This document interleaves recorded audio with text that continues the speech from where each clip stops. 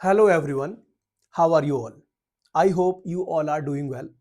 This is JD Upadhyay from St. Peter's Law Academy, and today I'm going to discuss the brief history of law of conspiracy in India. So, for your kind information, this topic has been taken और इस topic के through मैं discuss करूंगा criminal conspiracy को। इस topic को detail में discuss करने से पहले मैं आप सब लोगों को बता दूं, इस पूरी वीडियो में मेरा जो डिस्कशन रहेगा वो ये रहेगा कि क्रिमिनल कॉन्स्पिरेसी का जो कॉन्सेप्ट है वो इंडियन जो कॉन्टेक्स्ट है उसमें कैसे उसका इनकॉर्पोरेशन किया गया। जब आईपीसी इनैक्ट हुआ था तो उस समय जो कॉन्स्पिरेसी था, है ना, उसका कॉन्सेप्ट किस तरह से इनकॉर्पोरेटेड किया गया था आपका आईपीसी के अंदर। और जैसे जैसे समय गुजरा वैसे वैसे जो कॉन्स्पिरेसी का कॉन्सेप्ट था, है ना, वो कैसे कैसे बदला गया और किस तरीके से चैप्टर 5A आईपीसी के अंदर इंसर्ट किया गया। चैप्टर 5A में सेक्शन 120A डिफाइन करता था क्रिमिनल कॉन्स्पिरेसी को और 120B उसका पनिशमेंट बताता था। ब्रीफ हिस्ट्री के बाद में हम ये भी डिस्कस करेंगे कि प्रेजेंट टाइम में जो क्रिमिनल कॉन्स्पिरेसी का कॉन्सेप्ट है वो बीएनएस में कहां पर है और पूरे बीएनएस में क्रिमिनल कॉन्स्पिरेसी, है ना, का जो कॉन्सेप्ट है वो किस तरीके से एग्जिस्ट करता है। क्या क्रिमिनल कॉन्स्पिरेसी के ऑफेंस के लिए एक पर्सन को भी पनिश किया जा सकता है? क्रिमिनल कॉन्स्पिरेसी पहली बात तो होती क्या है ना, उसके एसेंशियल इंग्रेडिएंट्स क्या क्या होते हैं, ठीक है। कब ऐसी कंडीशन होगी कि क्रिमिनल कॉन्स्पिरेसी में दो लोगों ने जो एग्रीमेंट किया है वो एग्रीमेंट के बेसिस पर ही वो पनिशेबल होंगे, बेशक जिस बात की कॉन्स्पिरेसी उन्होंने की है वो ना किया जाए। वो कौन से सर्कमस्टांसेस होंगे जिनमें दो या दो से ज्यादा लोगों ने जब क्रिमिनल कॉन्स्पिरेसी को करने का एग्रीमेंट किया है तब उस बात को करने का जिसकी कॉन्स्पिरेसी की गई है किया जाना नेसेसरी होगा, है ना। इस संदर्भ में सुप्रीम कोर्ट के क्या क्या डायरेक्शंस हैं, बहुत सारी बातें हैं जो हम लोग इस वीडियो के माध्यम से आज डिस्कस करेंगे। तो आइए शुरुआत करते हैं। तो जैसा मैंने आपको बताया कि आज का जो टॉपिक है वो है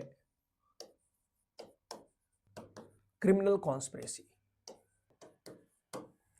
अगर मैं क्रिमिनल कॉन्स्पिरेसी के बारे में बात करूं, इसके कॉन्सेप्ट की, तो प्रेजेंट टाइम में बीएनएस 2023 मींस द भारतीय न्याय संहिता 2023 का चैप्टर 4 और इस चैप्टर 4 का एक सेक्शन है 61 क्लॉज 1, साथ ही साथ सेक्शन 61 क्लॉज 2, ये दोनों क्रिमिनल कॉन्स्पिरेसी से संबंधित हैं। जहां सेक्शन 61 क्लॉज 1 क्रिमिनल कॉन्स्पिरेसी की डेफिनेशन बताता है, वहीं पर सेक्शन 61 क्लॉज 2 उसका पनिशमेंट बताता है। अगर हमको जानना है कि क्रिमिनल कॉन्स्पिरेसी क्या होगा, we need to study section number 61 clause 1 of BNS. Punishment जानना है कि क्रिमिनल कॉन्स्पिरेसी का क्या होगा, सेक्शन 61 के क्लॉज 2 को देखें। तो ये तो हो गया आपका बीएनएस के अंदर कॉन्सेप्ट। साथ ही साथ अगर मैं बात करूं आपका आईपीसी का, तो आप सबको पता है कि आईपीसी को बीएनएस ने रिपील किया है। तो आईपीसी के अंदर एक चैप्टर हुआ करता था 5A। उस चैप्टर 5A में सेक्शन 120A और 120B, ठीक है, डील करते थे क्रिमिनल कॉन्स्पिरेसी को। जहां पर देखा जाए तो सेक्शन 120A डेफिनेशन बताता था और वहीं 120 बी उसका पनिशमेंट बताता था। ठीक है, तो ये तो हो गया कि भाई जो क्रिमिनल कॉन्स्पिरेसी है उसका कॉन्सेप्ट कहां पर है। तो क्रिमिनल कॉन्स्पिरेसी के कॉन्सेप्ट के लिए आप बीएनएस के सेक्शन 61 क्लॉज 1 को जाने, जो क्रिमिनल कॉन्स्पिरेसी की डेफिनेशन बताता है, और ये डेफिनेशन ठीक वही है जो आपका सेक्शन 120 ए में दी गई थी। सवाल यहां पर एक ये आया कि भाई क्रिमिनल कॉन्स्पिरेसी जो है जिसको हम प्रेजेंट टाइम में देख रहे हैं, इसका ब्रीफ हिस्ट्री क्या है। अगर आप प्रेजेंट टाइम में लॉ ऑफ कॉन्स्पिरेसी को देखो सेक्शन 61 क्लॉज 1 के बेसिस पर, तो आपको कहीं ना कहीं इसके बैकग्राउंड को जानने की जरूरत है। आपको ये जानने की जरूरत है कि जब आईपीसी इनेक्ट हुआ था, है ना, तो at the time of enactment of IPC जो लॉ ऑफ कॉन्स्पिरेसी है उसका कॉन्सेप्ट क्या था और कैसे कैसे वो बदला, आईपीसी में कब कब बदलाव हुए, कब कब अमेंडमेंट आया, और किस तरीके से कॉन्स्पिरेसी, है ना, आगे चलती चली गई। और प्रेजेंट टाइम में आप देख रहे हैं सेक्शन 61 क्लॉज 1 में इसका इनकॉर्पोरेशन है, इसकी जो डेफिनेशन है वो दी गई है। तो किस तरीके से वो अपनी डेफिनेशन तक पहुंची है, इसके बारे में थोड़ा मैं चाहता हूं कि एक बार डिस्कशन हो जाए, क्योंकि जिससे कि आप ना बहुत अच्छे तरीके से इसकी डेफिनेशन को समझ पाएंगे। तो क्रिमिनल कॉन्स्पिरेसी की डेफिनेशन को जानने से पहले एक बार इसके हिस्टोरिकल एस्पेक्ट को जानते हैं। तो दूसरी जो बात रहेगी वो रहेगी आपका brief history of law of conspiracy in India. India के अंदर जो कॉन्स्पिरेसी है ना, उसका ब्रीफ हिस्ट्री क्या रहा है। तो मैं आप सब लोगों को बता दूं, अगर मैं इंडिया की बात करूं तो इंडिया के लिए सबसे पहली बार 1860 में एक यूनिफॉर्म क्रिमिनल लॉ मिला, जिसका इनेक्टमेंट ब्रिटिशर्स के द्वारा किया गया। 1833 में एक चार्टर आया था, और 1833 के उस चार्टर के बेसिस पर 1834 में फर्स्ट लॉ कमीशन एस्टेब्लिश किया गया, क्योंकि 1833 के चार्टर के अंदर इस बात का प्रोविजन था कि भाई एक लॉ कमीशन होना चाहिए। उसके बेसिस पर 1834 में फर्स्ट लॉ कमीशन एस्टेब्लिश किया गया, और उसके चेयरमैन थे लॉर्ड मैकॉले। लॉर्ड मैकॉले ने क्या काम किया कि जो इंडियन कॉन्टेक्स्ट था, है ना, उसको देखा, जाना, और एक ड्राफ्ट तैयार किया कि भाई इंडिया के अंदर एक यूनिफॉर्म क्रिमिनल लॉ होना चाहिए जिसका नेचर सब्सटैंटिव हो, जो ऑफेंसेस को डिफाइन करे और उनके पनिशमेंट को प्रिस्क्राइब करे। तब जाकर आपको पहली बार एक यूनिफॉर्म सब्सटैंटिव क्रिमिनल लॉ मिला, जिसका नाम था आईपीसी 1860। तो आईपीसी का इनेक्टमेंट किया गया, और हम सब जानते हैं कि IPC was enacted in the year of 1860। 6 अक्टूबर 1860 को ये इनेक्ट हो गई, और इसको कमेंस किया गया 1 जनवरी 1862 से, यानी 1862 में इसको जो है लागू किया गया। समय लिया गया। सवाल यह आया कि eight the time of the enactment of IPC, IPC के अंदर जो कॉन्स्पिरेसी था, है ना, उसका एग्जिस्टेंस कहां कहां पर था, और कॉन्स्पिरेसी कितने तरीके से पनिशेबल था। तो अगर मैं आईपीसी की बात करूं और वहां मैं बात करूं कॉन्स्पिरेसी की, तो आईपीसी में जो कॉन्स्पिरेसी का कॉन्सेप्ट था ना, वो 2 तरीके से पनिशेबल था, केवल 2 तरीके से। जो फर्स्ट तरीका था उसे कहा गया जनरल प्रोविजन, और कुछ प्रोविजन ऐसे थे जो आपके स्पेसिफिक थे, स्पेसिफिक प्रोविजन। यानी कि आईपीसी के अंदर अगर देखा जाए कॉन्स्पिरेसी के बारे में, तो 2 तरीके से आईपीसी के अंदर कॉन्स्पिरेसी को पनिशेबल बनाया गया था। पहले प्रोविजन का नाम जनरल प्रोविजन रखा गया, दूसरे का नाम स्पेसिफिक रखा गया, और इस जनरल प्रोविजन को कहा गया एक्सप्रेस कॉन्स्पिरेसी। Express conspiracy. और जो स्पेसिफिक प्रोविजन था उसको बोला गया इम्प्लाइड कॉन्स्पिरेसी। अब सवाल आ रहा है कि भाई जो एक्सप्रेस या जनरल प्रोविजन जो है या स्पेसिफिक और इम्प्लाइड जो कॉन्स्पिरेसी है वो आईपीसी के अंदर कहां कहां रखे गए थे, प्रोविजन क्या क्या था। तो अगर मैं जनरल प्रोविजन की बात करूं तो आईपीसी के चैप्टर नंबर 5 के अंदर एक सेक्शन था, सेक्शन नंबर 107, जो अबेटमेंट को बताता था और ये कहता था कि अबेटमेंट 3 तरीके से हो सकता है, जिसको मैं शॉर्ट में आपको लिख दूं, जिसका नाम है ICI। I for instigation, C for conspiracy and I for intentionally aid. तो जो अबेटमेंट होता था वो 3 तरीके से होता था और इन 3 तरीके में से जो एक तरीका था वो जिसको जो हमारा सब्जेक्ट मैटर है दैट इज द कॉन्स्पिरेसी। तो सेक्शन 107 में स्पेसिफिकली इस बात को लिखा गया था, एक्सप्रेसिवली इस बात को लिखा गया था कि conspiracy was made punishable by the way of abetment. तो सेक्शन 107 में जो कॉन्स्पिरेसी थी ना वो अबेटमेंट के तौर पर पनिशेबल था। लिख देते हैं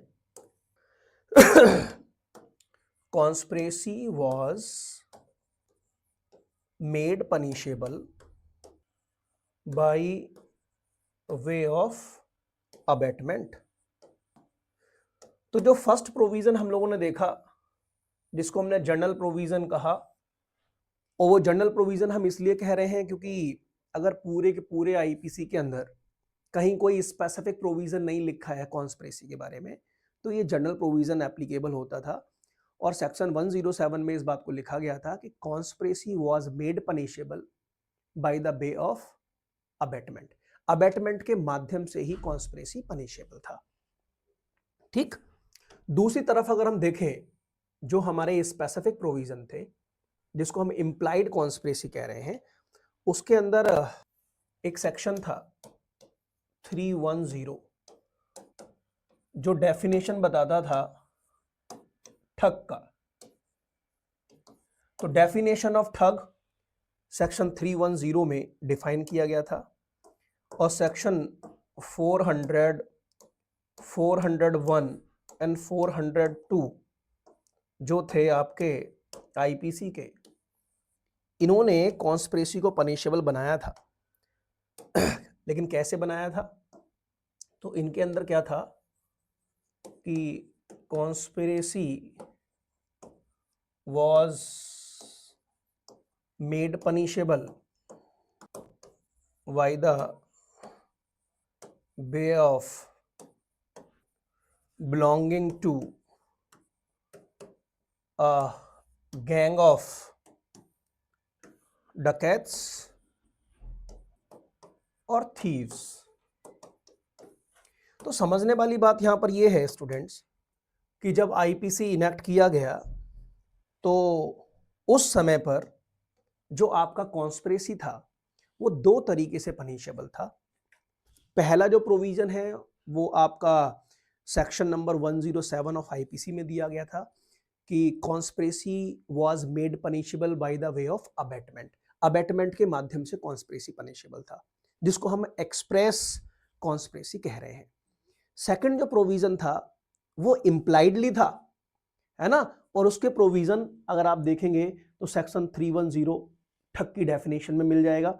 400, 401, 402 ऑफ आईपीसी के अंदर जो कॉन्स्पिरेसी था, है ना, तो conspiracy was made punishable by the way of belonging to a gang of dacoits और थीव्स, कि आपको हम केवल इस वजह से पनिश कर रहे हैं कॉन्स्पिरेसी के लिए क्योंकि आप डकैतों के या चोरों के गिरोह के हैं।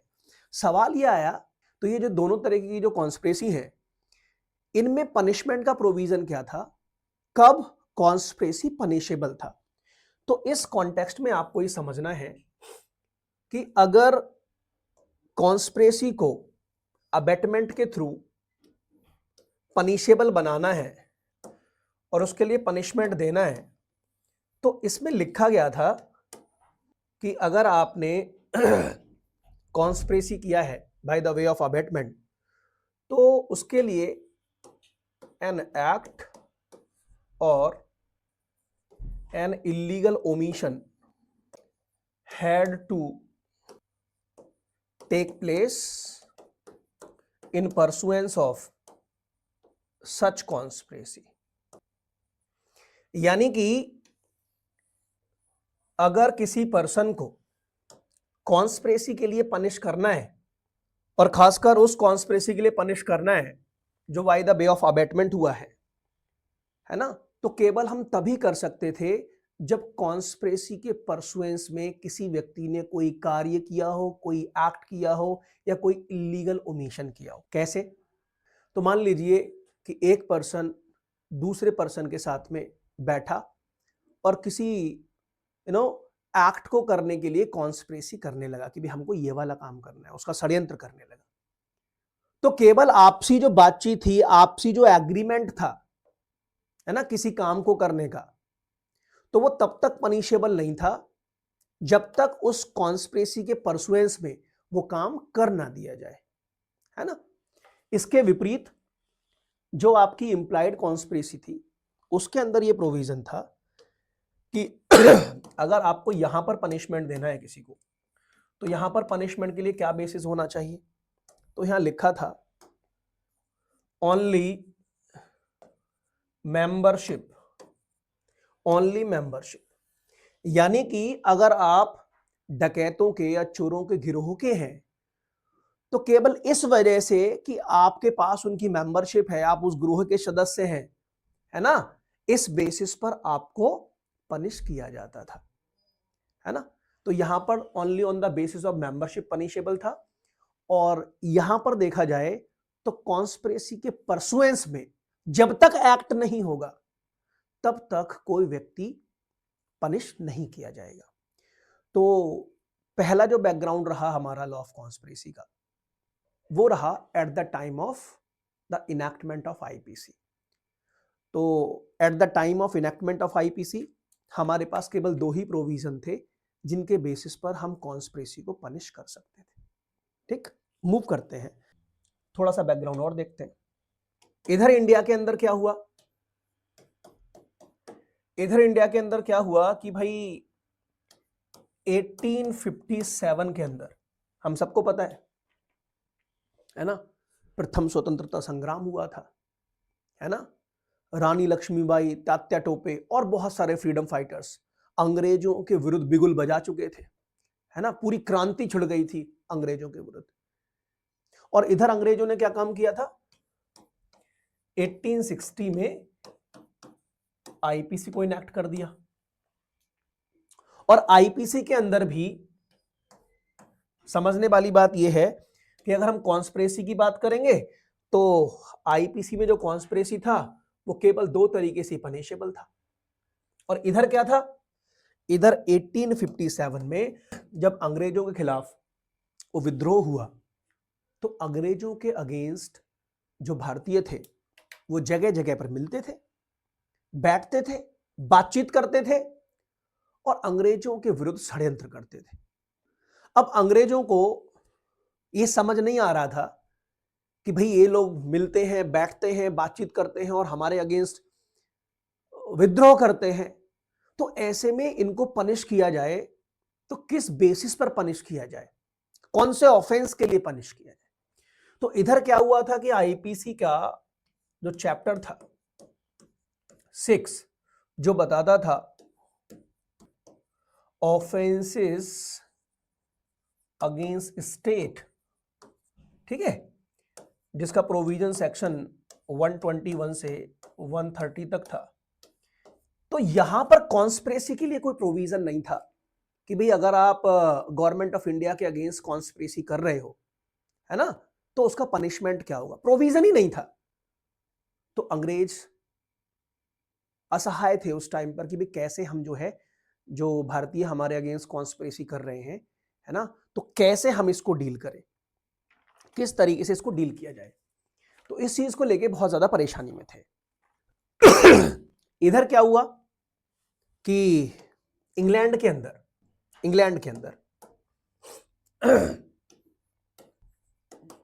यानी कि English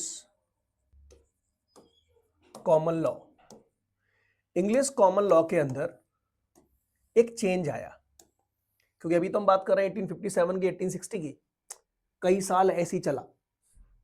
of law of conspiracy के लिए आईपीसी के जो दो एक्सप्रेस प्रोविजन थे, तो आईपीसी के अंदर जो दो प्रोविजन थे, है ना, केवल उन्हीं के बेसिस पर कॉन्स्पिरेसी को पनिश किया जाता रहा। लेकिन एक चेंज आया, और वो चेंज आया इंग्लिश कॉमन लॉ के अंदर, और उस ईयर का नाम है 1868। तो 1868 के अंदर हाउस ऑफ लॉर्ड्स ने एक केस डिसाइड किया, और उस केस का नाम था Mulcahy versus R. Mulcahy versus R 1868।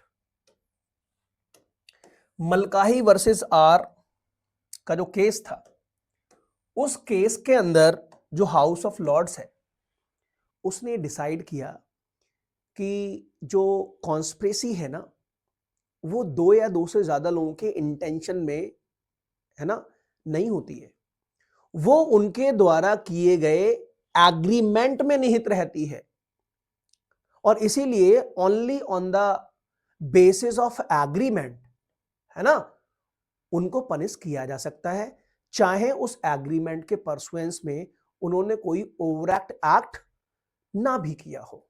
यानी कि इसका जो जिस्ट था वो ये था कि a conspiracy consists not merely in the intention of two or more persons, but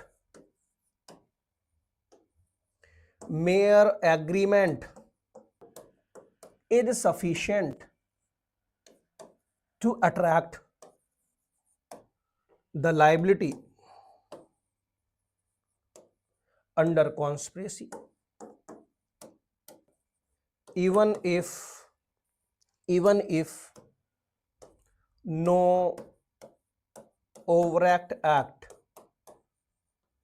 has been committed। इस बात को समझने वाली बात है स्टूडेंट्स, इस बात को समझने की आवश्यकता है यहां पर। और ये क्या कह रहा है केस, जरा ध्यान से समझना। ये कह रहा है कि a conspiracy consists not merely in the intention of two or more persons. वो कह रहा है कि भाई जो कॉन्स्पिरेसी है ना, वो दो या दो से ज्यादा लोगों के इंटेंशन में नहीं है, but mayor agreement is sufficient. But mayor agreement is sufficient, इस बात को समझने वाली बात है। Mayor agreement is sufficient to attract the liability under conspiracy even if no overact act has been committed। यानी कि इस जजमेंट ने क्रिमिनल ज्यूरिस्प्रूडेंस को हिला दिया, और इसने क्या कहा, इसने कहा कि भाई जो क्रिमिनल कॉन्स्पिरेसी है वो दो या दो से ज्यादा लोगों के इंटेंशन में नहीं है, बल्कि उनके एग्रीमेंट में है। अगर दो या दो से ज्यादा लोग किसी काम को करने की कॉन्स्पिरेसी कर रहे हैं और वो एग्रीमेंट ही उन्होंने किया है, तो agreement per is punishable, it is more than sufficient, there is no further act or illegal omission to take place in pursuance of criminal conspiracy. तो कोर्ट का यह मानना था यहां तक कि केवल एग्रीमेंट के बेसिस पर ही हम पनिश कर सकते हैं, बेशक उस एग्रीमेंट के परसुएंस में ऐसे लोगों ने कोई कार्य या कार्यलोप ना भी किया हो। तो 1868 में जब मलकाही वर्सेस आर का ये डिक्टम आया, ये जजमेंट आया, तो इस जजमेंट ने जो क्रिमिनल ज्यूरिस्प्रूडेंस था, है ना, उसके अंदर एक क्रांति लेकर आ गया ये, और जो लॉ ऑफ कॉन्स्पिरेसी था, है ना, उसको एक नई डायमेंशन मिली। क्योंकि अब तक जो आईपीसी था, तो आईपीसी के अंदर जो कॉन्स्पिरेसी था, जैसा कि मैंने पहले भी बताया कि दो तरीके से पनिशेबल था। फर्स्ट आपका by the way of abetment, and second by the way of belonging to the gangs of dacoits and thieves. और दोनों में जो प्रोविजन थे उसमें यह था कि अबेटमेंट, अगर आप कॉन्स्पिरेसी कर रहे हो by the way of abetment तो एक्ट करने की जरूरत होगी, जब तक एक्ट नहीं करोगे आपको पनिश नहीं किया जाएगा। और दूसरी तरफ देखा जाए तो अगर आप गैंग्स वगैरह के चाहे वो डकैत्स का है या आपका थीव्स का है, अगर आप उसके मेंबर हो तो हम मान लेंगे कि आप कॉन्स्पिरेटर हो और केवल मेंबरशिप के बेसिस पर हम आपको पनिश कर देंगे, बेशक आपने वो एक्ट किया है नहीं किया है। ठीक है, क्योंकि आप मेंबर हो इसीलिए आप पनिशेबल। लेकिन इस डिक्टम ने, इस जजमेंट ने क्रिमिनल ज्यूरिस्प्रूडेंस को एक नई दिशा दी और जो लॉ ऑफ कॉन्स्पिरेसी है ना, उसके अंदर बहुत सारे डायमेंशंस आए। क्योंकि यहां पर मैं क्रिमिनल ज्यूरिस्प्रूडेंस को आपको थोड़ा सा बता दूं, फिर मैं थोड़ा सा आगे चलूंगा। क्रिमिनल ज्यूरिस्प्रूडेंस के अंदर एक लैटिन मैक्सिम है, एक्टस नॉन फैसिट्रियम निसी मैंसिट्रिया, एक्टस नॉन फैसिट्रियम निसी मैंसिट्रिया। और ये जो लैटिन मैक्सिम है वो ये कहती है कि एक एक्ट अपने आप में पनिशेबल नहीं है अगर वो मेंस रिया से सपोर्टेड नहीं है। यानी कि अगर कोई भी एक्ट जो आप कर रहे हैं वो ऑफेंस तभी होगा जब उसके पीछे गिल्टी माइंड होगा। ये एक जनरल बात कहता है। और साथ ही साथ जब आप आईपीसी के रेफरेंस में इसको देखेंगे, है ना, तो ये 2 या 3 तरीके से एप्लीकेबल होता है आईपीसी के अंदर। जो लैटिन मैक्सिम कह रहा है तो कुछ जो ऑफेंसेस हैं उसमें इस पूरे लैटिन मैक्सिम को एज इट इज ही हमने अडॉप्ट कर लिया है कि एक्टस नॉन फैसिट्रियम निसी मैंसिट्रिया, कि भाई मैंसरिया और एक्टस रियस दोनों का होना जरूरी है। तो बहुत सारे ऑफेंसेस ऐसे हैं जहां पर दोनों का होना जरूरी है, दोनों में से कोई एक नहीं होगा तो वो ऑफेंस नहीं होगा। ठीक उसी तरह इस लैटिन मैक्सिम को हमने नेगेटिवली, है ना, कुछ जगह आईपीसी के अंदर इनकॉर्पोरेट किया और उसमें लिखा है कि जैसे जनरल एक्सेप्शंस आप देखिएगा तो एक्ट है लेकिन मैंसरिया नहीं है, तो कहीं ना कहीं आपको ये सपोर्ट करने को मिल जाएगा कि भाई जो लैटिन मैक्सिम कह रहा है वो सही है ना। आप सेक्शन 76 से 106 तक देखिएगा। मैं केवल अभी आईपीसी के रेफरेंस में बात कर रहा हूँ, नॉट बीएनएस। तो वहां पर मेंटल पार्ट एब्सेंट है, आपका फिजिकल पार्ट है, इसीलिए देखा जाए तो वो ऑफेंस नहीं है ना, वो केवल एक्ट है और डिफेंस है ना। और कहीं कहीं तो ऐसा भी मिलेगा आपको कि बेशक मेंसरिया नहीं है आपका, अगर एक्ट है तो आप पनिशेबल हैं, जिसको हम आपका कठोर दायित्व के सिद्धांत भी कहते हैं, स्ट्रिक्ट लायबिलिटी भी कहते हैं। तो यहीं पर अगर मैं आपको समझाऊं, फिर हम लोग वापस आएंगे कि अगर हम क्राइम की स्टेजेस को देखें तो स्टेजेस 4 हैं। First one intention, second one preparation, third one attempt, fourth one completion. तो मलकाही डिक्टम से पहले अगर हम देखें तो अगर आपने किसी ऑफेंस को कमिट करने का इरादा बना लिया है, आपका इंटेंशन है, तो क्रिमिनल ज्यूरिस्प्रूडेंस ये कहता है कि इंटेंशन पर से इज नॉट पनिशेबल। केवल सोचना, किसी अपराध के बारे में इरादा मात्र रखना अपने आप में दंडनीय नहीं है। लेकिन मलकाही डिक्टम क्या कह रहा है? मलकाही डिक्टम कह रहा है कि कॉन्स्पिरेसी जो है ना, 2 या 2 से ज्यादा लोगों के इंटेंशन में नहीं है, एग्रीमेंट में है। और एग्रीमेंट अगर आपने किया है, 2 लोगों का इंटेंशन अगर मैच कर गया है तो बेशक वो एक्ट ना करें, agreement per is punishable. कहने का मतलब ये हुआ कि पहली स्टेज को भी हमने यहां पर पनिशेबल बनाने की ओर एक शुरुआत कर दी। और मलकाही डिक्टम ने इस बात को कह दिया कि भाई अब इंटेंशन भी पनिशेबल होगा। बट इंटेंशन कैसे पनिशेबल होगा, इस बात को समझने वाली बात है, क्योंकि ये बात सुनकर आप थोड़े से शॉक जरूर हो जाएंगे कि भाई इंटेंशन कैसे पनिशेबल हो सकता है। तो अभी तक अगर हम 1868 तक देखें तो आईपीसी की स्थिति यही है कि इंटेंशन पर से इज नॉट पनिशेबल। बट 1868 में जैसे ये डिक्टम आया, मलकाही डिक्टम, और इधर क्या था कि भाई विद्रोह हो रहा था, है ना, रानी लक्ष्मीबाई, तात्या टोपे, है ना, बहादुर शाह जफर, है ना, मंगल पांडे, सारे के सारे अंग्रेजों के विरोध में थे।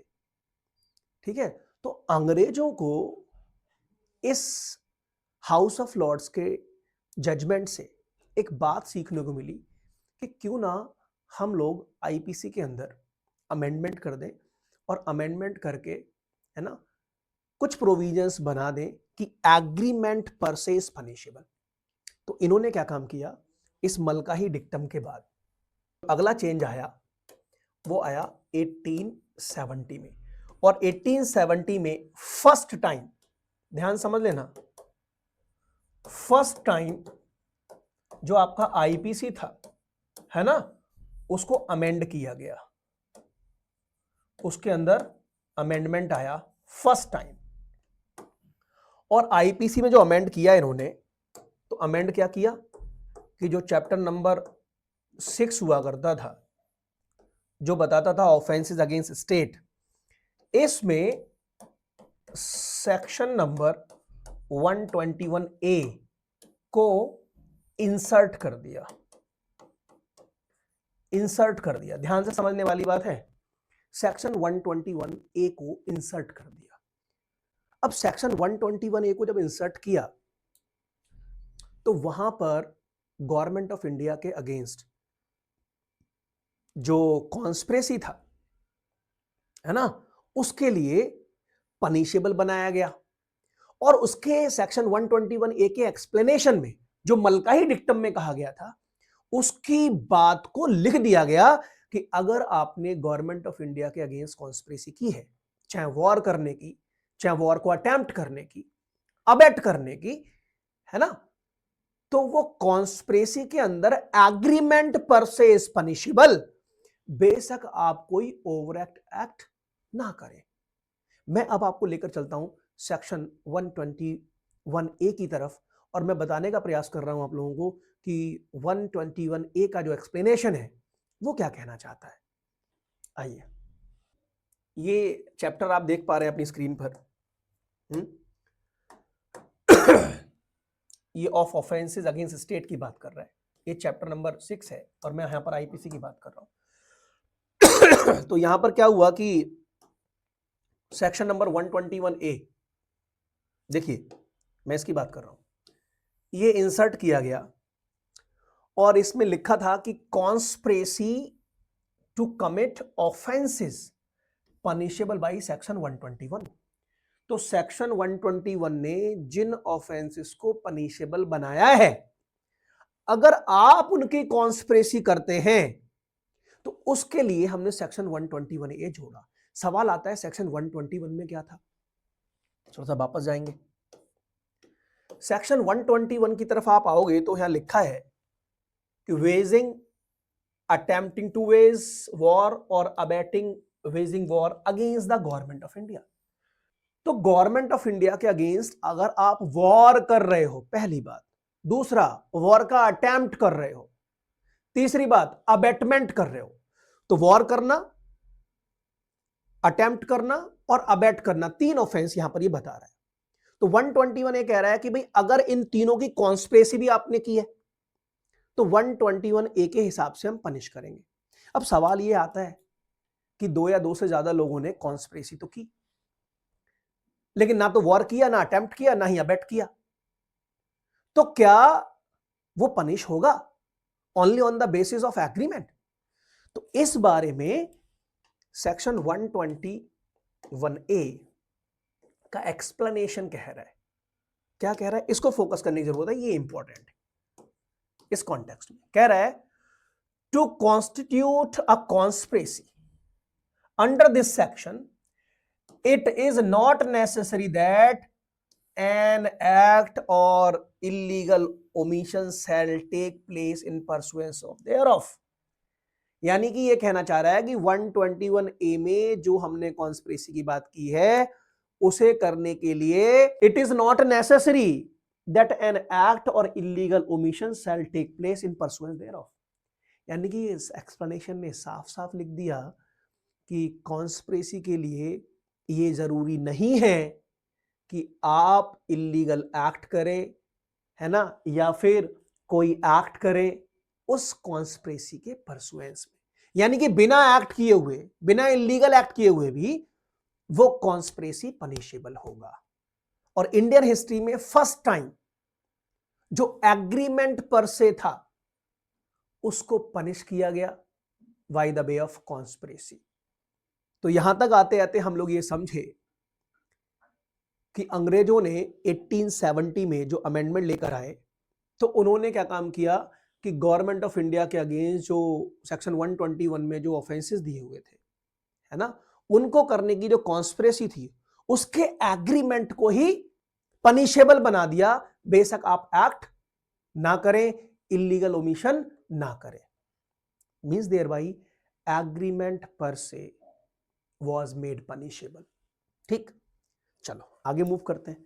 इसके बाद क्या हुआ कि ये जो स्थिति थी वो 1870 से लेकर 1913 तक एज इट इज ही चलती रही, as it is. Law of conspiracy के अंदर बहुत ज्यादा कोई परिवर्तन देखने को नहीं मिला। इधर क्या था कि बंगाल का विभाजन हो गया, है ना, 1905 के आसपास।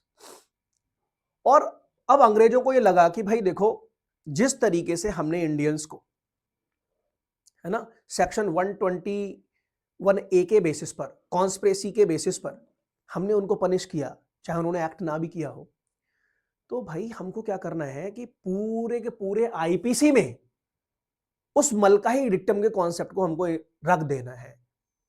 अर्थात अगर कोई पर्सन किसी दूसरे पर्सन के साथ में, है ना, कोई एग्रीमेंट करता है किसी ऑफेंस को कमिट करने का, है ना, तो ऑफेंस को कमिट करने का एग्रीमेंट पर से पनिशेबल होना चाहिए, बेशक वो एक्ट ना करे, है ना, और बहुत सारी बातें। तो इनको ध्यान में रखते हुए ब्रिटिशर्स ने क्या काम किया, जो अगला चेंज किया वो किया आपका 1913 में। और 1913 में इन्होंने क्या काम किया, जो आईपीसी था उसमें अमेंडमेंट किया, और अमेंडमेंट करने के बाद चैप्टर 5A जोड़ दिया और सेक्शन नंबर 120A और 120B, है ना, इस चैप्टर में रखे गए। तो सेक्शन 120A जो था वो डेफिनेशन बताता था क्रिमिनल कॉन्स्पिरेसी का, और ये इसका पनिशमेंट बताता था, और इस चैप्टर का नाम था ऑफ क्रिमिनल कॉन्स्पिरेसी। तो इस तरीके से देखा जाए तो 1913 में चैप्टर 5A जुड़ा और सेक्शन 120A और 120B को जोड़ा गया चैप्टर 5A में। और पहली बार यहां पर देखा जाए तो क्रिमिनल कॉन्स्पिरेसी को एक सब्सटेंटिव ऑफेंस के रूप में रखा गया। और इसके बाद जो चेंज आया, है ना, वो आया आपका 2023 में, जब आपकी आईपीसी को रिपील किया आपके बीएनएस ने। तो अब जब क्रिमिनल कॉन्स्पिरेसी के बारे में आप प्रोविजन देखेंगे तो बीएनएस के अंदर चैप्टर नंबर 4 में फ्रॉम सेक्शन 61 के अंदर आपको क्रिमिनल कॉन्स्पिरेसी का प्रोविजन मिल जाएगा, जिसमें 2 क्लॉजेज हैं, clause 1 and clause 2। Clause 1 criminal conspiracy की डेफिनेशन बताता है और क्लॉज 2 जो है उसका पनिशमेंट बताता है। तो अब यहां पर एक छोटी सी बात समझने वाली है कि इस हिस्टोरिकल बैकग्राउंड से हम लोग ये समझ पा रहे हैं कि प्रेजेंट टाइम में अगर हम लोगों को डिस्कस करना है क्रिमिनल कॉन्स्पिरेसी को, तो हमको इस बैकग्राउंड को जानना जरूरी है। तो 2023 आते आते जो कॉन्स्पिरेसी था, है ना, उसको किस तरीके से पनिशेबल बनाया गया, मैं ब्रीफली आपको बता दूं कि कॉन्स्पिरेसी के लिए कुछ एक्सप्रेस प्रोविजंस थे और कुछ इंप्लाइड प्रोविजंस थे। तो जैसे कि मैं अब आपको बताऊं कि अगर मैं कॉन्स्पिरेसी की बात करूं आईपीसी के अंदर, है ना, तो आईपीसी के अंदर क्या था, एक था आपका सेक्शन 107 सेक्शन 121A और आगे था आपका सेक्शन नंबर 310, 400, 401 एंड 402। अब बीएनएस के अंदर अगर आप इनको देखेंगे तो सेक्शन 107 मिलेगा आपको सेक्शन नंबर 45 में बीएनएस के। 121A जो है वो आपको सेक्शन नंबर 148 में मिलेगा। तो अगर मैं बात करूं सेक्शन 310 की तो इसका कॉन्सेप्ट यहां पर समाप्त कर दिया गया है। सेक्शन 400 अब आप देखेंगे तो सेक्शन नंबर 310 का क्लॉज 6 बन गया है। 401 जो है वो सेक्शन 313 ऑफ बीएनएस में मिलेगा और 402 जो है वो सेक्शन 310 के क्लॉज 5 में मिलेगा आपको बीएनएस के अंदर। साथ ही साथ जो आपका आईपीसी का सेक्शन 120A था और 120B था, ये दोनों आपको बीएनएस की सेक्शन नंबर 61 क्लॉज 1 में और सेक्शन 61 क्लॉज 2 में मिल जाएंगे। तो इस तरीके से देखा जाए तो ये पुराने जो सेक्शंस हैं अब कुछ इस तरीके से आपको दिखते हैं, तो आपको यहां पर फोकस करने की अब आवश्यकता है। ठीक है, तो ये तो रही आपका क्रिमिनल कॉन्स्पिरेसी का एक ब्रीफ हिस्ट्री। और यहां तक आते आते कुछ ऑफेंसेस के लिए मैं बता दूं आप लोगों को कि जो आपका क्रिमिनल कॉन्स्पिरेसी था, ठीक है, वो एग्रीमेंट के बेसिस पर ही पनिशेबल बनाया गया, बेशक आप उसके बेसिस पर कोई ओवर एक्ट ना भी करें। अब सवाल ये आता है कि प्रेजेंट टाइम में जो आपका बीएनएस है ना, वो क्या डेफिनेशन देती है आपका, है ना, क्रिमिनल कॉन्स्पिरेसी का, तो देखना चाहेंगे उसको। आइए तो मूव करते हैं। ये आपकी एक डेफिनेशन है आपकी स्क्रीन पर, वो कहती है सेक्शन 61 कह रहा है क्रिमिनल कॉन्स्पिरेसी। क्लॉज 1 का कहना है when 2 or more persons agree, देखो एक्सप्रेशंस पर फोकस करना, when 2 or more persons agree with the common object to do और कॉज टू बी डन। तो सबसे पहली बात तो यह है कि डेफिनेशन में साफ साफ लिखा गया है कि मिनिमम 2 पर्सन्स होने चाहिए। मोर देन 2 कितने भी हो सकते हैं, लेकिन मिनिमम कितने होने चाहिए क्रिमिनल कॉन्स्पिरेसी करने के लिए? 2 पर्सन्स। तो लिखता है when 2 or more persons agree. अब इस एग्री को भी हमको समझना है कि एग्री क्या होता है। तो when 2 or more persons agree, किस बात को एग्री कर रहे हैं? With a common object to do or to cause to be done. ये 2 या 2 से ज्यादा लोग एग्री कर रहे हैं किसी काम को करने के लिए, और वो काम कैसा है? यहां लिखा है एन इलीगल एक्ट। वो जो काम है वो कैसा है? इलीगल है। या दूसरा N act which is not illegal by illegal means. तो पहला कहता है कि 2 या 2 से ज्यादा लोग एग्री कर रहे हैं किसी काम को करने के लिए और वो काम कैसा है? अपने आप में इलीगल है। दूसरे पार्ट में कह रहा है कि भाई काम तो आपका लीगल है लेकिन इलीगल तरीके से कर रहे हो। सच एग्रीमेंट, ध्यान समझना, is designated a criminal conspiracy. तो बेटा यहां पर समझने वाली बात है कि ये एग्रीमेंट ही आपका क्रिमिनल कॉन्स्पिरेसी है। जैसे मलकाई ने कहा था ना कि a conspiracy consist not merely in the intention of 2 or more persons but mere agreement is sufficient to attract the liability of conspiracy even if no overt act has been committed। तो केवल agreement के basis पर ही क्या कहा गया कि वो agreement ही क्या है? आपका क्रिमिनल कॉन्स्पिरेसी है। ठीक, यहां तक ये समझ में आया। प्रोवाइजो को बाद में देखेंगे, पहले इसके एसेंशियल एलिमेंट्स देख लेते हैं। ठीक है, वापस आ जाते हैं यहां पर। अब एसेंशियल एलिमेंट्स के अंदर, तो एसेंशियल एलिमेंट्स के अंदर सबसे पहला हमको मिला क्या? 2 और मोर पर्सन्स। तो सबसे पहले हम लोगों ने देखा कि भाई जिसकी डेफिनेशन है ना, इसमें कितने पर्सन होने चाहिए? तो लिखा है 2 और मोर पर्सन्स होने चाहिए। कहने का मतलब ये हुआ कि कोई एक पर्सन है ना कॉन्स्पिरेसी नहीं कर सकता है। अभी इसको दो तरीके से समझना है। पहला कि कॉन्स्पिरेसी करने के लिए कितने लोगों की आवश्यकता है और कॉन्स्पिरेसी के पनिशमेंट के लिए कितने लोगों की आवश्यकता है।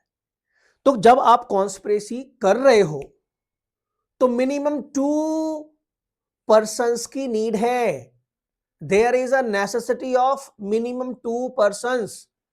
तो क्रिमिनल कॉन्स्पिरेसी के लिए या क्रिमिनल कॉन्स्पिरेसी को कॉन्स्टिट्यूट करने के लिए कम से कम 2 लोगों की जरूरत है, बट पनिशमेंट के लिए नहीं।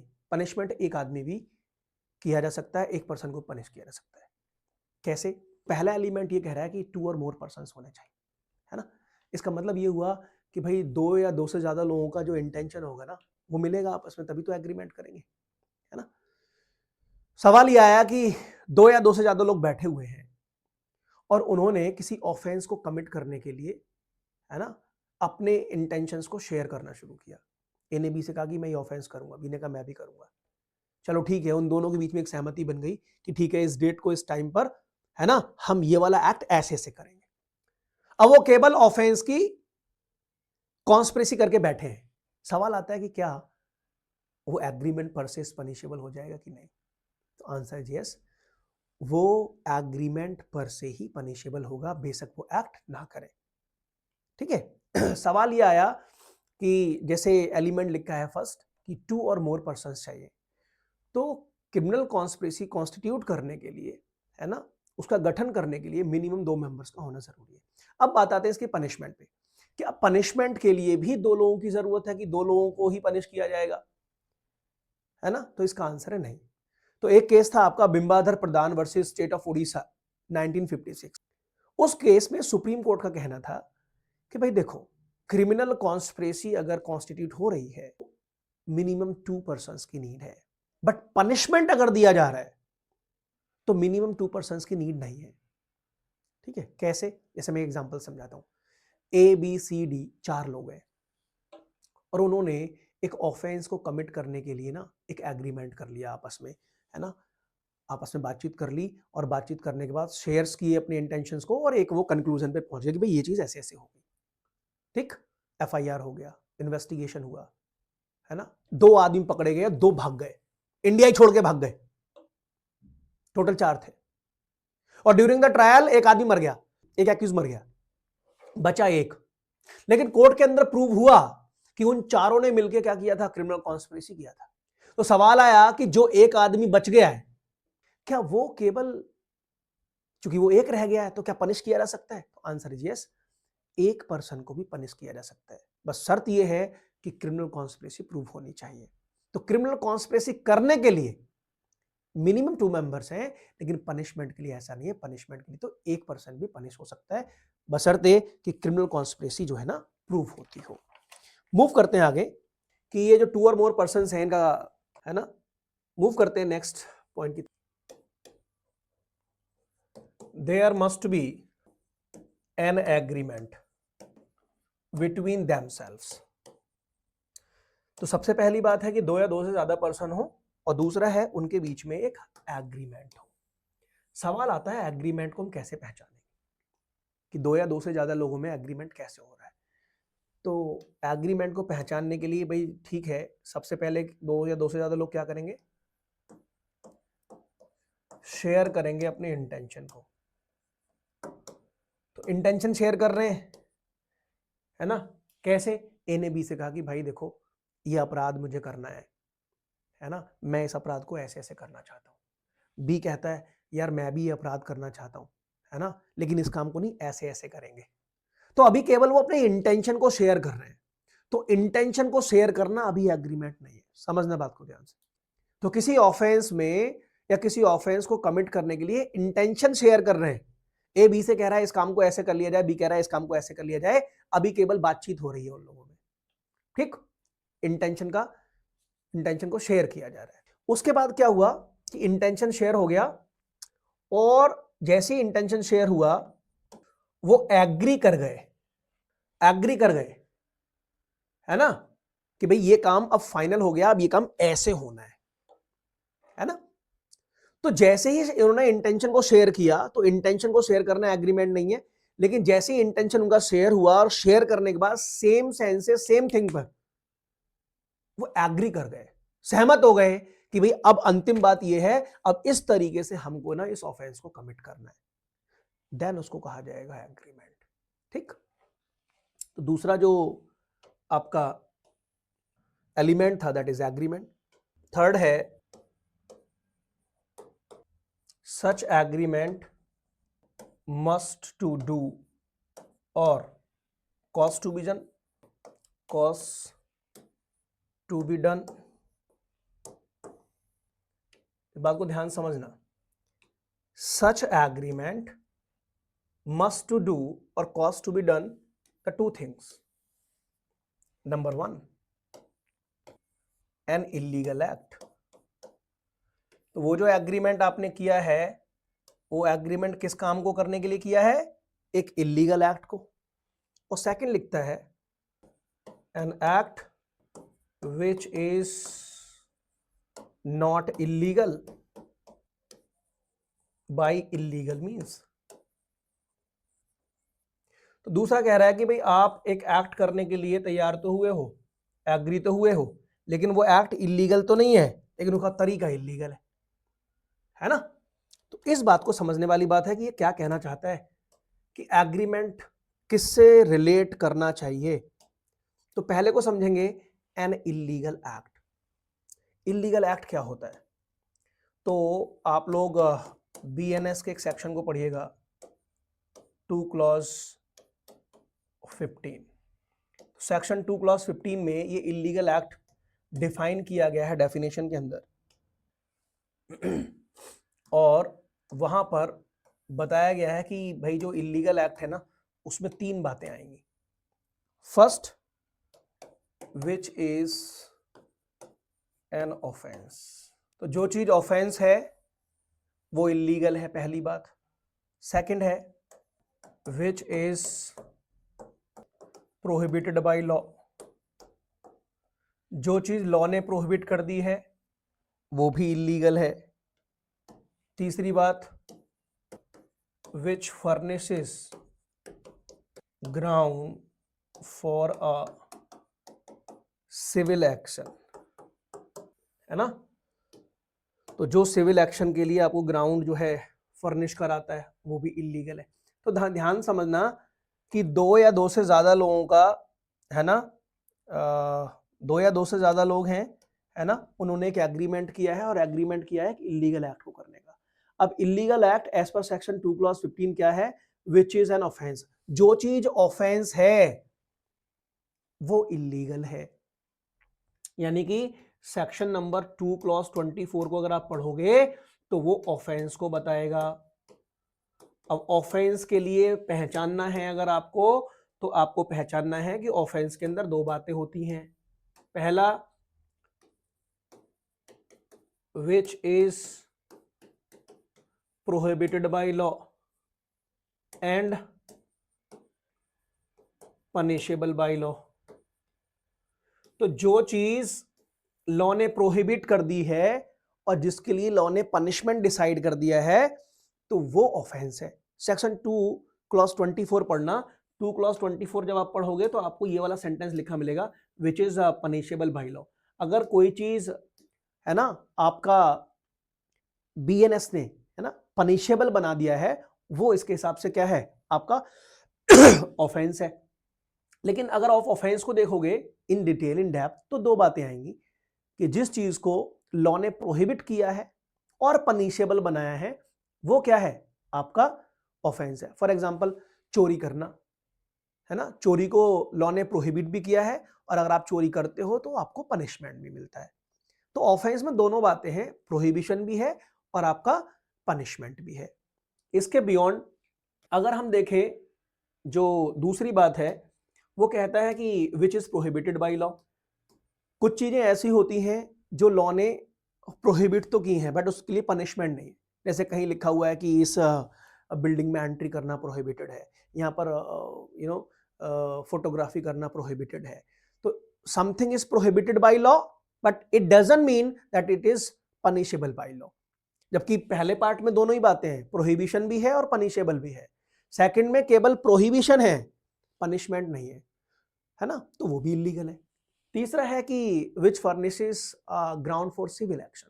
तो अगर कोई भी आप काम कर रहे हैं, है ना, जो ग्राउंड बता रहा है कि भाई अगर आपने ये काम किया तो सिविल एक्शन के लिए ग्राउंड बन सकता है, तो ये तीनों ही चीजें क्या हैं, आपका एक इलीगल एक्ट है। तो दो या दो से ज्यादा लोग अगर एग्रीमेंट करते हैं एक इलीगल एक्ट को करने का, तो वो एग्रीमेंट अपने आप में क्या है, क्रिमिनल कॉन्स्पिरेसी है। दूसरी बात कहता है कि भाई an act which is not illegal by illegal means, दूसरा तरीका यह है कि आप एक एक्ट करने जा रहे हो, वो एक्ट जो है वो इलीगल तो नहीं है, बट आप इलीगल तरीके से कर रहे हैं। फॉर एग्जांपल, ये दो लोग हैं, T2 एंड डमरू, D फॉर डमरू एंड T फॉर T2।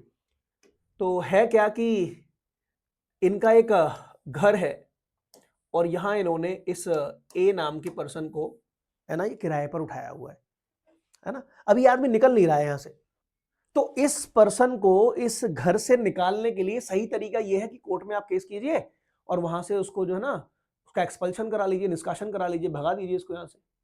लेकिन हुआ क्या कि T2 और जो D नाम के व्यक्ति हैं, है ना, इनको जानने वाले लोग हैं 1 2 3, ध्यान समझना, जो कि इनके बहुत अच्छे दोस्त हैं। तो इन तीनों ने आपस में बैठकर एक मीटिंग की, अपने इंटेंशन को शेयर किया कि भाई T2 और डमरू दोनों अच्छे व्यक्ति हैं और ये आदमी जो है ना, ये इनके घर से निकल नहीं रहा है, एक काम करते हैं, आज हम लोग मिलके शाम को जाएंगे और इसका सामान वामान वहां से हटा देंगे और इसको वहां से निकाल देंगे।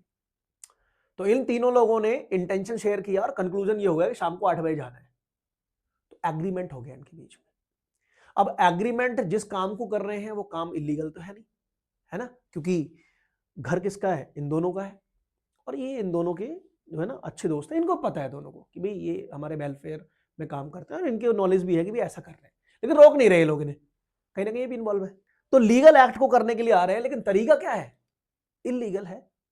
तो मैं आपकी जानकारी के लिए बता दूं, है ना, ये एग्रीमेंट भी, तो कहने का मतलब अगर आप एक लीगल एक्ट भी करने जा रहे हो लेकिन तरीका गलत है, इलीगल तरीका है, तो वो भी आपका क्या है, एग्रीमेंट।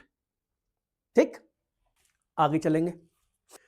तो अभी तक कंक्लूजन ये निकल कर आया कि भाई 2 और मोर पर्सन्स की नीड है, साथ ही साथ जो 2 और मोर पर्सन्स हैं उनके बीच में एक एग्रीमेंट होना चाहिए, है ना, और एग्रीमेंट किस बातों करने का होना चाहिए, इलीगल एक्ट को करने का होना चाहिए, और इलीगल एक्ट में 3 बातें आ गई, है ना।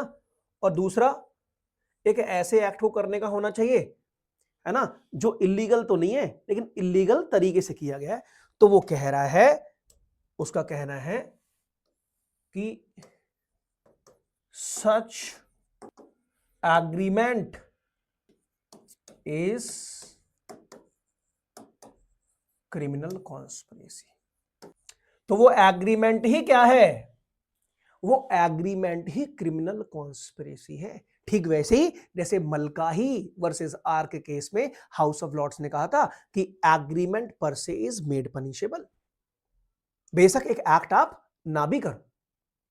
तो यहां पर सेक्शन 61 क्लॉज 1 में जो डेफिनेशन आप देख रहे हो बीएनएस के, उसमें भी साफ साफ लिखा है कि भाई वो एग्रीमेंट ही अपने आप में क्या है, क्रिमिनल कॉन्स्पिरेसी।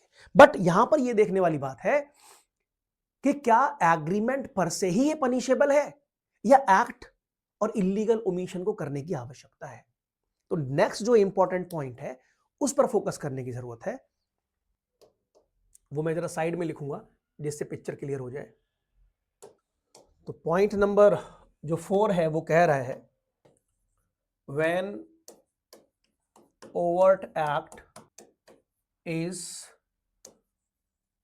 नॉट नेसेसरी, यानी कि ये अब इस पॉइंट में अंदर हमको समझना है कि भाई कब ओवरट एक्ट की जरूरत नहीं है, केवल एग्रीमेंट पर से ही पनिशेबल होगा। ध्यान से समझना कि 2 या 2 से ज्यादा लोगों ने अगर एग्रीमेंट कर लिया है तो वो एग्रीमेंट ही पनिशेबल होगा, चाहे वो एक्ट ना भी करे। तो ये कह रहा है कि व्हेन ओवरएक्ट एक्ट इज नेसेसरी, तो ये ओवरएक्ट एक्ट तब नेसेसरी होगा जब आप ऑफेंस को कमिट करने का एग्रीमेंट करते हैं। तो अगर आपने किसी ऑफेंस को कमिट करने का एग्रीमेंट किया है तो ये एग्रीमेंट पर से ही पनिशेबल होगा, ओवरएक्ट एक्ट की जरूरत नहीं पड़ेगी। मैं आपको भी डेफिनेशन में इसको दिखाऊंगा। दूसरा पॉइंट यहीं पर समझना है, when overt act is necessary. Act की जरूरत कब पड़ेगी, है ना, कि बेशक आपने एग्रीमेंट किया है, एग्रीमेंट पर से पनिशेबल नहीं होगा। कब एक्ट की जरूरत पड़ेगी, तो यहां पर आपको बातें समझनी है। Number 1, which is prohibited by law. अगर लॉ ने प्रोहिबिट किया रखा है किसी काम को तो एग्रीमेंट पर से पनिशेबल नहीं है। जिसकी आप कॉन्स्पिरेसी कर रहे हो उसके परसुएंस में उस काम को करना पड़ेगा, तब जाकर आपको क्रिमिनल कॉन्स्पिरेसी के लिए हम पनिश करेंगे। केवल एग्रीमेंट पर से पनिशेबल नहीं है। एग्रीमेंट पर से पनिशेबल है केवल और केवल ऑफेंस वाले मामले। Next, which furnishes a ground for civil action, है ना। और नेक्स्ट है an act which is not illegal by illegal means।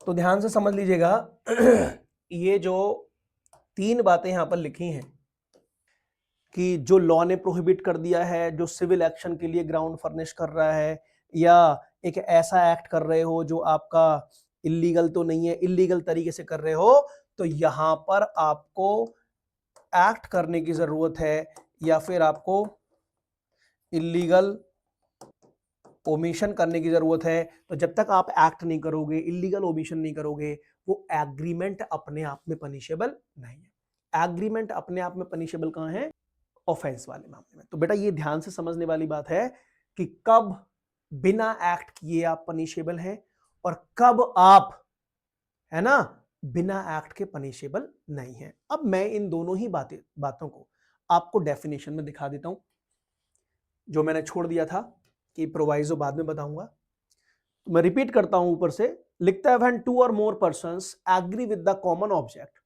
to do or cause to be done, number 1 an illegal act, and number 2 an act which is not illegal by illegal means, such agreement is designated as a criminal conspiracy। तो ये agreement ही क्या है, criminal conspiracy है। Proviso कहता है that no agreement except an agreement to commit an offence. यहां समझ लेना, no agreement except an agreement to commit an offence shall amount to criminal conspiracy। यानी कि ऑफेंस वाले जो एग्रीमेंट हैं उनको छोड़ करके कोई भी क्रिमिनल कॉन्स्पिरेसी, है ना, क्या कहता है, unless some act besides the agreement is done by one or more parties to such agreement in pursuance thereof. तो कह रहा है कि ऑफेंस वाले एग्रीमेंट को छोड़कर, है ना, बाकी जो एग्रीमेंट बचते हैं, है ना, वो तब तक क्रिमिनल कॉन्स्पिरेसी नहीं होंगे जबकि उनके परसुएंस में कोई एक्ट नहीं किया जाए। तो कहने का मतलब ये हुआ कि if 2 or more persons are agree to commit an offense, तो agreement per is punishable. Apart from that उनको एक्ट करने की जरूरत होगी उस कॉन्स्पिरेसी के परसुएंस में। वापस आ जाता हूं, तो ये जो खेल था ये कहीं ना कहीं इस इलीगल एक्ट के पीछे छिपा हुआ था। तो आप यहां पर ध्यान से समझ लें कि इस इलीगल एक्ट एक्सप्रेशन के पीछे, है ना, कहानी ये है कि अगर आपने इलीगल एक्ट किया है तो ये जो पहला पार्ट है विच इज एन ऑफेंस, तो यहां पर क्या है कि agreement per is punishable. यहां पर केवल एग्रीमेंट ही अगर आपने कर लिया है तो पनिशेबल है, और यहां और यहां एग्रीमेंट पर से पनिशेबल नहीं है। यहां पर आपको ओवरएक्ट एक्ट करने की जरूरत है। ठीक है, तो ये रहा लॉ ऑफ क्रिमिनल कॉन्स्पिरेसी पर, है ना, एक डिस्कशन। तो मैं आपकी जानकारी के लिए बता दूं, ठीक है, ये एक इलस्ट्रेटिव वीडियो है। हालांकि लॉ ऑफ क्रिमिनल कॉन्स्पिरेसी के अंदर, है ना, और भी बहुत सारी बातें हैं, ठीक है, जो सीखने वाली हैं, जो जानने वाली हैं, है ना। हालांकि सारी बातें इस वीडियो के माध्यम से मैंने कवर नहीं की हैं, ठीक है, बट जितनी भी बातें मैंने कवर की हैं that will definitely help you out, और आपको लॉ ऑफ क्रिमिनल कॉन्स्पिरेसी को समझने में, है ना, हेल्प करेंगी, ठीक है। Thank you very much.